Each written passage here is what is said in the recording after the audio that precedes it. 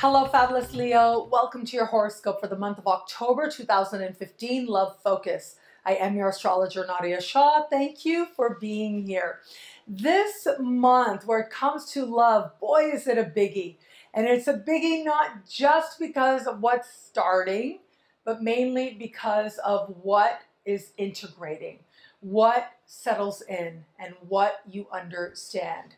And that is because Venus will leave your sign after an extended period of time.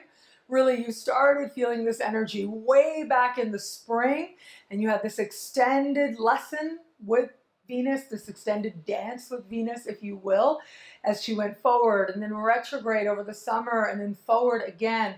Well, this month, in the first half of the month, Venus will leave your sign and leave shadow as well. So in the early part of the month, you do want to pay attention to what's taking place in your life, because the events that take place will in some way speak to what was happening in your life in the late part of July. Okay, they will hearken to, they will clarify, and they will help you more deeply understand how it is that you are now better and better able to love, thanks to the lessons that the goddess of love provided you over the course of this year.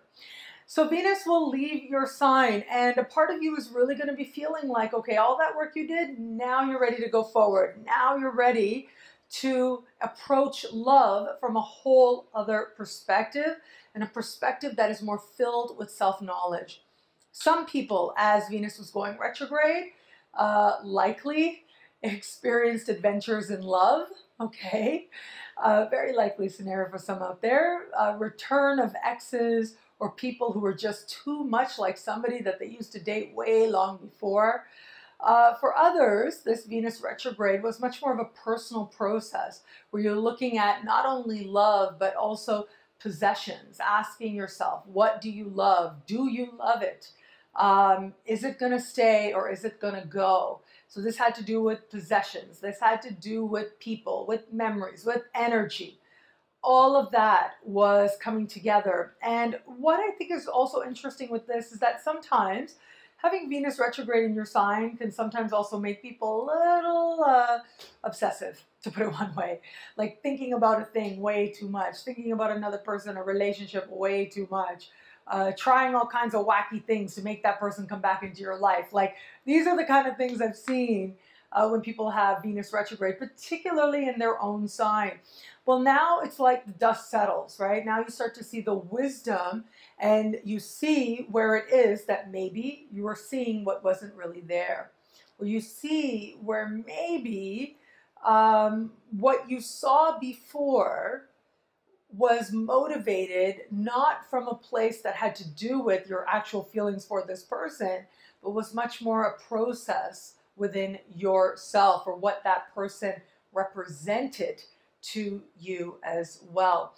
I did advise, I remember I did that special Venus retrograde horoscopes. A lot of you watched that. Thank you so much for your trust. A lot of you watched that and commented and gave it a thumbs up and shared it. Thank you. But with that particular Venus retrograde, I remember saying that, you know, be very mindful not to make some dramatic changes during a Venus retrograde. I had somebody come up and say that, oh yeah, just a few weeks ago I cut off all my hair. It's been long all my life and now it's so short. And I was like thinking, okay, that was like happening right as Venus was like in her last little bit of retrograde. And so actually, yeah, I think maybe I should give her a call. Maybe I should say, hey, how's it going for you now that Venus is out of shadow? But, you know, as I like to say, it's just hair. It's just hair. Do what you want with it. Have fun with it. With this particular Venus retrograde as well, yes, you are clarifying love, redefining love, and understanding who you are in the process of love and what it is that you really want. Those of you in an established bond, very likely we're going through, you know, a whole process there. Now, I think this plays itself out in a couple of different ways. When Venus retrogrades, she is, and especially when she stations, she's very close to the Earth, right? So she's at her most potent, at her most passionate. And so when we have Venus in this position, I actually think that desire can be heightened. The desire for love in your life can be that much more heightened as well. And so sometimes you might overlook certain things so that you can just be in love. Well, now that Venus is starting to leave shadow, things will take on a more balanced perspective, a more even perspective as well. And you'll get to take an evaluation that might be a little bit more motivated by intellect. Let's put it that way. Those of you who've been dating somebody, this will be a time when things start to get more clear, especially if you met this person during a Venus retrograde. Now, I have been saying that just because you meet somebody in a Venus retrograde doesn't mean that it isn't a good person, or doesn't mean that, you know, the relationship isn't going to work out. Not at all, especially with this particular Venus retrograde. But it does mean that things might end up being a little bit different, or a lot different than you originally thought they would be. So do pay attention to what's happening, because right about now, if you're getting to know somebody, you're going to find out something else that makes you go, oh, wow, okay. You add to that that at the same time as Venus leaves shadow, we have this new moon happening that I spoke of in the general focused horoscopes. So a lot of us out there are going to be saying, oh, wow, so that's who you are in one way or another, in one area or another, in some type of relationship or another, romantic or business or familial or whatever. And so that is also a possibility if you're getting to know somebody. And if you're open to meeting someone new, I think that now you're at a point where you're a lot more clear as to what you want and what it is that matters to you, what it is that's going to matter to you in love now and going forward.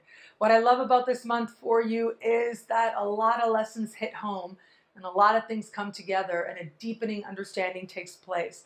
You have been in the midst of a sacred journey, a journey of heart. And while that journey is never truly over, one important lesson now is and will forever be a positive and more loving part of you.